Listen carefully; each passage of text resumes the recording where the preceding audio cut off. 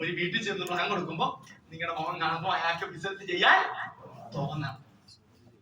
പിടികിട്ടിയ ചത്ത മുഖമായിട്ട് പോകരുത്, രക്തമില്ലാത്ത മുഖമായിട്ട് പോകരുത്. So each new days opportunity.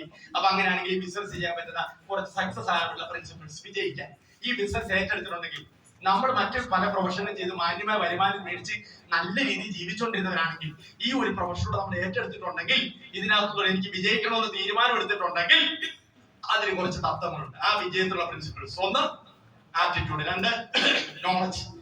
ഈ ബിസിനസ് മനോഭാവം വേണം, രണ്ട് അറിവ് വേണം, മൂന്ന് സ്കില്ല്. എന്ത് ബിസിനസ്സിന് എന്ത് വേണം? ബിസിനസ് അല്ല, എന്ത് കാര്യത്തിൽ. ഇപ്പൊ ഞാൻ ടീച്ചറാണ്, ചുമ്മാ അങ്ങോട്ടൊരു സ്കൂളിൽ ചെന്ന് അതിനെ പഠിപ്പിക്കാൻ എടുക്കുമോ? എനിക്ക് എവിടെ ടീച്ചർ സ്കില്ല് കിട്ടിയ ട്രെയിനിങ്? ഞാൻ ബി.എഡ് പഠിച്ചു, ആണോ അല്ലയോ? TTC-യോ B.Ed-ഓ പഠിക്കാതെ സ്കൂളിൽ പഠിപ്പിക്കാൻ കയറാൻ പറ്റുമോ? ഇല്ല. TTC വേണോ അല്ലെ B.Ed വേണം? അപ്പൊ ഞാൻ B.Ed പഠിക്കാതെ എനിക്ക് ഹൈസ്കൂൾ അധ്യാപകനാകാൻ? അപ്പൊ ഈ B.Ed എന്തിനാ? അധ്യാപന സ്കില്ല്, ആ സ്കില്ല് കിട്ടാൻ. അങ്ങനെയാണെങ്കിൽ ഈ ബിസിനസ് ചെയ്യാൻ സ്കില്ല് വേണ്ടേ? എന്നാ പ്ലാൻ പ്രസന്റ് ചെയ്യാൻ കഴിവ് വേണം, ക്ലോസ് ചെയ്യാൻ സ്കില്ല് വേണം, ഫോളോ അപ്പ് ചെയ്യാൻ സ്കില്ല് വേണം, ഓർഡർ ഫോം എഴുതാൻ സ്കില്ല് വേണം, പ്രോഡക്റ്റ് എക്സ്പ്ലെയിൻ ചെയ്യാൻ സ്കില്ല് വേണം. പിടികിട്ടിയോ?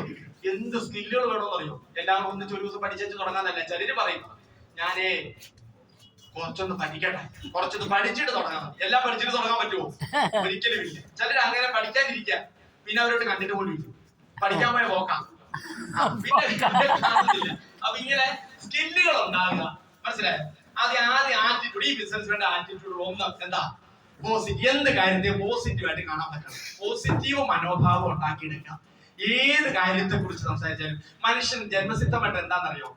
മനുഷ്യൻ ജന്മസിദ്ധമായിട്ട് നെഗറ്റീവ് ആറ്റിറ്റ്യൂഡുകാരനാണ്. എന്താ?